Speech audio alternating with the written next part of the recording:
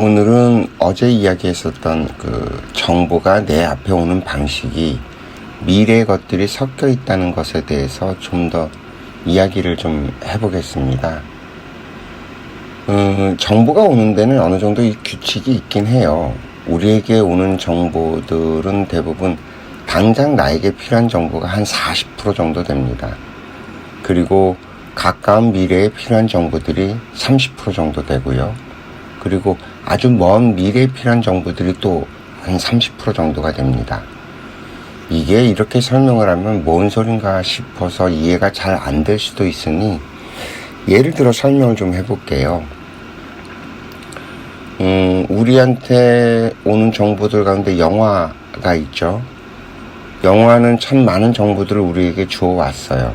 특히 미래 세상에 대한 이야기들이 담겨있는 공상과학 영화라든지 SF 영화들은 참 많은 것들을 시사했었어요.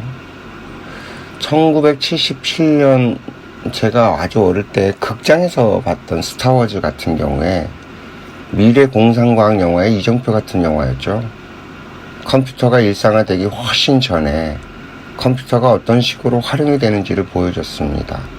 그리고 1986년이 되자 대한민국의 퍼스널 컴퓨터가 보급이 되기 시작했고요. 1995년에는 인터넷이 보편화되기 시작을 했습니다.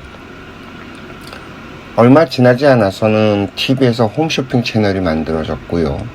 물건을 화면으로만 보고 구매하는 시대가 열렸죠. 1990년대 말엔 구글이 등장하면서 검색의 시대가 열립니다. 이 모든 것들이 결합된 스마트폰 시대를 이미 우리는 과거의 영화들 속에서 보았지요.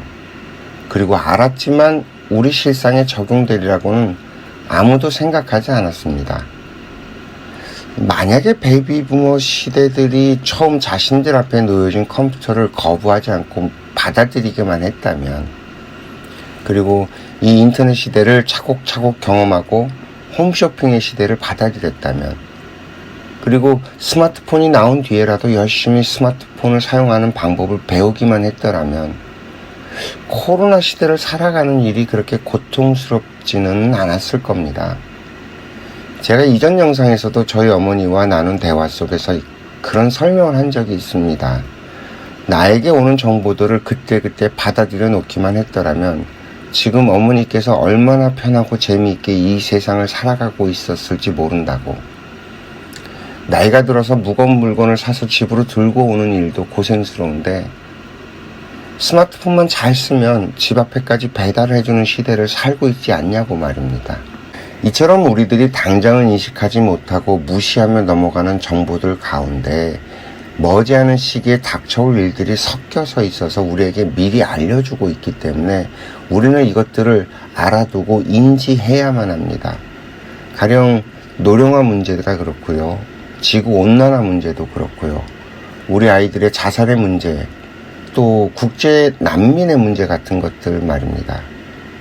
이미 벌써 여러 번 이런 문제들이 우리 삶에 곧 다가온다라고 계속 보여주고 있는데 만약에 이걸 여전히 무시하고 방치한다면 머지않은 미래에 우리에게 어떤 고통으로 다가올지 이런 정보들에 대한 우리들의 접근 방식을 좀 바꿔야 될 필요가 있다는 겁니다.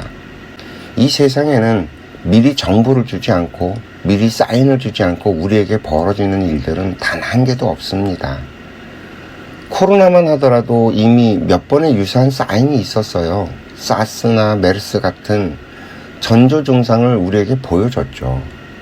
만일 우리들이 계속해서 우리에게 보여주는 사인들을 무시하면서 어떤 일들이 벌어지게 될지 이런 것들은 정말 상상조차 하기 싫습니다. 이런 문제들에 대해서는 언젠가는 따로 영상을 만들어서 좀 더 이렇게 확 와닿게 캠페인 영상 같은 걸 좀 만들어 보고 싶기는 해요. 잊지 마세요.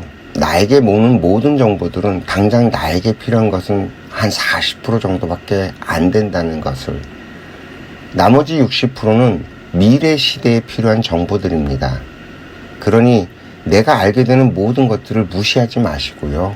차곡차곡 받아들여서 준비해 나가시길 바랍니다. 시청해 주셔서 감사합니다.